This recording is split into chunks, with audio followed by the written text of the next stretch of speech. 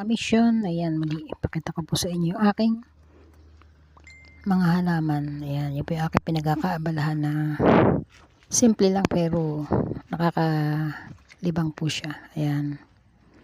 So, umpisahan ko po sa aking aglonema. So, ito po yung isang uri ng aglonema. Ayan. Excuse me po. Medyo paus. At ito po yung isang variety. Hindi ko po alam ang mga pangalan yan. So, basta tinatanim ko lang at hindi ko alam kung ano mga pangalan. Ito lang ang alam ko. Snow White. Ayan. At ito po ang isa na to, hindi po yata ito aglonema. Iba po ang pangalan yan. Pero ito, ayan, aglonema yan. Ito po isa na to ay calathea yata yan. Ayan. At ito po yung isa pang aglonema yan. Maliliit po ang dahon niya. Ayan. Ayan po isa. Ayan. Kung mapapansin niyo po, magkaiba po ng ano yan. Pero isa kombinasyon. Magkaiba po sila ng dahon.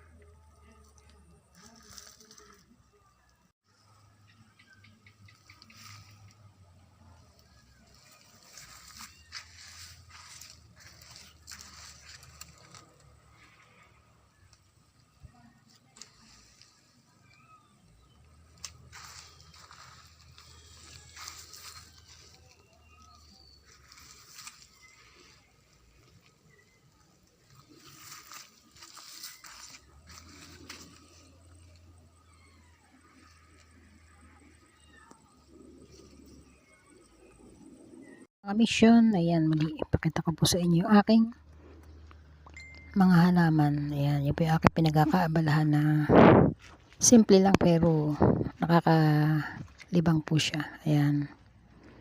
So, umpisahan ko po sa aking aglonema. So, ito po yung isang uri ng aglonema. Ayan. Excuse me po. Medyo paus. At ito po yung isang variety. Hindi ko po alam ang mga pangalan yan. So, basta tinatanim ko lang at hindi ko alam kung ano mga pangalan. Ito lang ang alam ko. Snow White. Ayan. At ito po ang isa na to, hindi po yata ito aglonema. Iba po ang pangalan yan. Pero ito, ayan, aglonema yan. Ito po isa na to ay calathea yata yan. Ayan. At ito po yung isa pang aglonema yan. Maliliit po ang dahon niya. Ayan. Ayan po isa. Ayan. Kung mapapansin niyo po, magkaiba po ng ano yan. Pero isa kombinasyon. Magkaiba po sila ng dahon. Okay lang siya pero ang ganda po niyang tingnan. Ayan. Yan po ang nakakalibang na pag-ubusan ng oras. Ayan. So, bukod sa maganda sa environment, talagang sa puso man ay maganda. Ito po, dito po ako ganda-ganda. Ito po pinaka-favorite ko sa lahat talaga. Kaya lagi ko siyang binablog. So, ayan. Mga kamisyon. Pag po may time ako, inaasikaso ko po sila. Pero, dapat bigyan ng time para sumigla sila. Ayan. Ito, aglo naman din po ito. Kakaiba po ng ano yan. Ayan. Ito po yung namumulaklak na kulay pink. Hindi ko po alam kung anong ano niyan, name. Ayan. So, ang ganda po niya. At ito po yung aking mga crotons. Ayan. Paulit-ulit ko lang po binablog kasi ako po yung nagagandahan talaga. Ayan. Oh, so ito po, pinakamahirap pong buhayin tong klase ng crotons na ito. Ayan. Nakabuhay lang po ako. So, ayan. Ang ganda po mga kamisyon.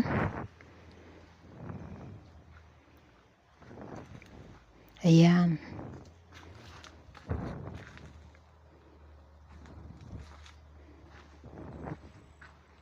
Sa muli po, mga kamisyon. Hanggang sa muli, kung sila po ang aking ano ngayon. Ayan. Ito po ang pinakamaganda. Shoutout po sa lahat ng may gusto nito at ipagpapatubo ko po. Marami po ako dun sa isang side ng aking bahay. Ayan. So, sa mga may gusto, mag-comment lang at ipagpapatubo ko kayo. Libre lang po yan, libre. Ayan, yung aking black velvet ay medyo madumi ang dahon, naulanan kasi. So ayan, medyo paus po ako ngayon, kaya pasensya na po muna sa aking boses. Ayan. So thank you sa mga commission ko na mga po na-inspired kayo sa aking pong munting sharing ng aking pong halaman. Pinaghihiwa-hiwalay ko po siya. Hindi po silang tingnan na yan. Ang ganda po niya. Lalo po kung iba-iba po ang mga kulay. Ayan.